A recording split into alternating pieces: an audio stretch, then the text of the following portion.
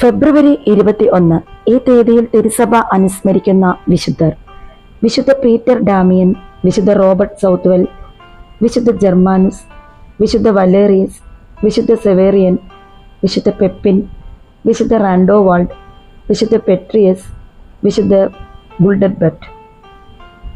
വിശുദ്ധ Peter Damian 1007-1072 കാലഘട്ടത്തിലാണ് വിശുദ്ധ പീറ്റർ ഡാമിയൻ ജീവിച്ചിരുന്നത്. ഇറ്റലിയിലെ റവന്നയിൽ ഒരു ദരിദ്രവും എന്നാൽ കുലീനവുമായ കുടുംബത്തിൽ ജനിച്ച ഏറ്റവും ഇളയ കുട്ടിയായിരുന്നു ഡാമിയൻ.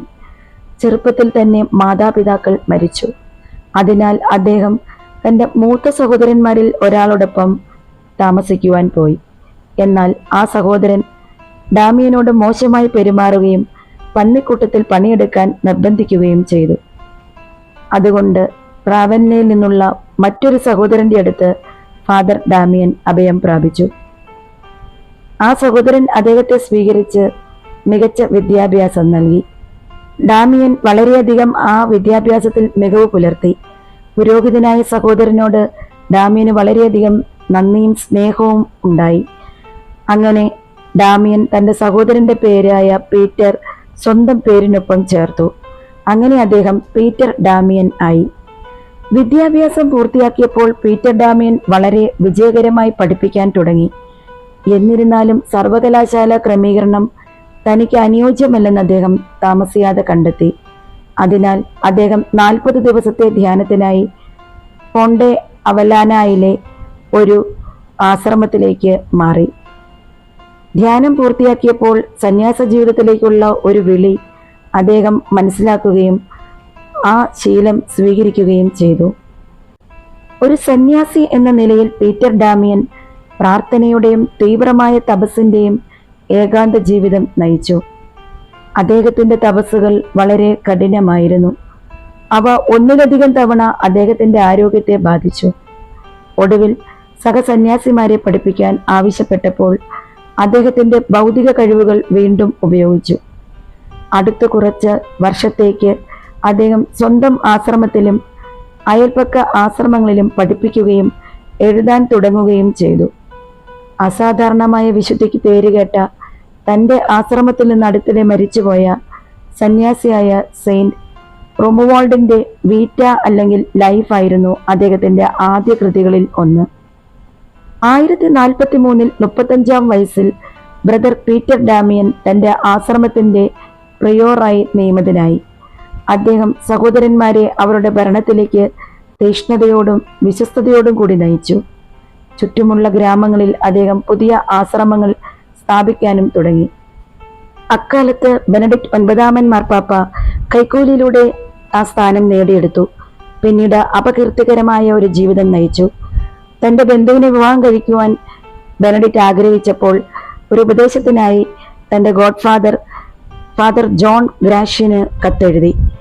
ഫാദർ ജോൺ ഗ്രാഷ്യൻ ഒരു വിശുദ്ധ മനുഷ്യനായതിനാൽ ബെനഡിക്റ്റിനോട് രാജിവെക്കുവാൻ പറഞ്ഞു. ബെനഡിക്റ്റ് അങ്ങനെ ചെയ്തു. പിന്നീട് ഫാദർ ഗ്രാഷ്യൻ മാർപ്പാപ്പയായി മാറി. ഇതിലേറ്റവും സന്തോഷിച്ചത് ബ്രദർ പീറ്റർ ഡാമിയൻ ആയിരുന്നു. സഭയ്ക്കുള്ളിലെ അഴിമതിയും അപവാദവും കൈകാര്യം ചെയ്യുവാൻ അദ്ദേഹത്തെ പ്രോത്സാഹിപ്പിച്ചുകൊണ്ട് പീറ്റർ ഡാമിയൻ ധാരാളം കത്തുകൾ എഴുതി. തുടർന്നുള്ള വർഷങ്ങളിൽ ആ ലക്ഷ്യം കൈവരിക്കുവാൻ സഹായിക്കാൻ ഒന്നിലധികം പോപ്പുകൾ ബ്രദർ പീറ്റർ ഡാമിയനോട് അഭ്യർത്ഥിച്ചു. പുരോഹിതരുടെ പരിഷ്കാരങ്ങൾ കൊണ്ടുവരുവാൻ അദ്ദേഹം നിരവധി കത്തുകൾ എഴുതി. സഭാ ഓഫീസുകളും ആത്മീയ ആനുകൂല്യങ്ങളും വിൽക്കുന്നതിനെതിരെ പോരാടി. ലൈംഗിക ദുരുപയോഗങ്ങൾ അഭിസംബോധന ചെയ്തു. തെറ്റായ ജീവിതം നയിക്കുന്ന ബിഷപ്പുമാരെ വെല്ലുവിളിച്ചു. ആശ്രമങ്ങൾ പരിഷ്കരിച്ചു. 1057 ബ്രദർ ഡാമിയൻ തന്റെ സ്ഥാനം നിരസിക്കാൻ ശ്രമിച്ചിട്ടും മാർപ്പാപ്പ അദ്ദേഹത്തെ ഓസ്റ്റിയയിലെ കർദിനാൾ ബിഷപ്പായി നിയമിച്ചു. പുതിയ കർദിനാൾ എന്ന നിലയിൽ അദ്ദേഹം പെട്ടെന്ന് തന്നെ തന്റെ സഹോദര കർദിനാൾമാരെ വെല്ലുവിളിക്കുകയും അഴിമതി തുടച്ചു നീക്കുവാൻ ശ്രമിക്കുകയും ചെയ്തു. ഒടുവിൽ അദ്ദേഹം തന്റെ ആശ്രമത്തിലേക്ക് മടങ്ങുകയും പ്രാർത്ഥനാ ജീവിതം പുനരാരംഭിക്കുകയും ചെയ്തു. എന്നാൽ അക്കാലത്തെ തിന്മകൾക്കെതിരെ പോരാടുന്നതിൽ അദ്ദേഹത്തിന്റെ തീക്ഷ്ണത അദ്ദേഹം തുടർന്നു. 1072 65-ാം വയസ്സിൽ ഒന്നിനു പുറകെ ഒന്നായി അഴിമതിയുമായി പോരാടിയ ശേഷം കർദിനാൾ പീറ്റർ ഡാമിയൻ രോഗബാധിതനായി. ജന്മനാടിനടുത്തുള്ള ഒരു ആശ്രമത്തിൽ ഒരാഴ്ചയോളം രോഗബാധിതനായി. സന്യാസിമാർ കിടക്കയ്ക്ക് ചുറ്റും മന്ത്രിച്ചുകൊണ്ടിരിക്കുമ്പോൾ കർദിനാൾ മരിച്ചു. സഭയുടെ ഓരോ യുഗത്തിനും വ്യത്യസ്ത ആവശ്യങ്ങളുണ്ട്. 11-ാം നൂറ്റാണ്ടിൽ പരിഷ്കരണത്തിനായി സഭയ്ക്ക് അചഞ്ചലവും ധൈര്യവുമായൊരു ശബ്ദം ആവശ്യമായിരുന്നു. വിശുദ്ധ പീറ്റർ ഡാമിയനായിരുന്നു ആ ശബ്ദം. തന്റെ ആശ്രമത്തിൽ തപസ്സും സങ്കീർത്തനങ്ങളും ആലപിച്ചുകൊണ്ട് അദ്ദേഹത്തിന്റെ ഹൃദയം ഏറ്റവും ശാന്തമായിരുന്നെങ്കിലും സഭയെ മൂടിയിരുന്ന എല്ലാ അഴിമതികളെയും അദ്ദേഹത്തിന്റെ ശരീരം സജീവമായി ഇല്ലാതാക്കുകയായിരുന്നു. അദ്ദേഹത്തിന്റെ ധീരമായ ശ്രമങ്ങളിലൂടെ സഭയുടെ പല ഭാഗങ്ങളും വീണ്ടും ക്രിസ്തുവിന്റെ മണവാട്ടിയായി പ്രകാശിക്കുവാൻ തുടങ്ങി. നമ്മൾ ഓരോരുത്തരും ഒരു തരത്തിലല്ലെങ്കിൽ മറ്റൊരു തരത്തിൽ പരിഷ്കർത്താവാകുവാൻ വിളിക്കപ്പെട്ടിരിക്കുന്നു. പ്രാർത്ഥന, പശ്ചാത്താപം, ദൈവിക നിയമത്തോടുള്ള വിശ്വസ്തത എന്നിവയിലൂടെ പാപമില്ലാതാക്കി നമ്മുടെ സ്വന്തം ആത്മാക്കളെ പരിഷ്കരിക്കാൻ നാം ശ്രമിച്ചുകൊണ്ടിരിക്കണം. ദൈവം നമ്മെ ഉപയോഗിച്ച് മറ്റുള്ളവരിലേക്ക് തൻ്റെ പരിഷ്കരണം വ്യാപിപ്പിക്കും.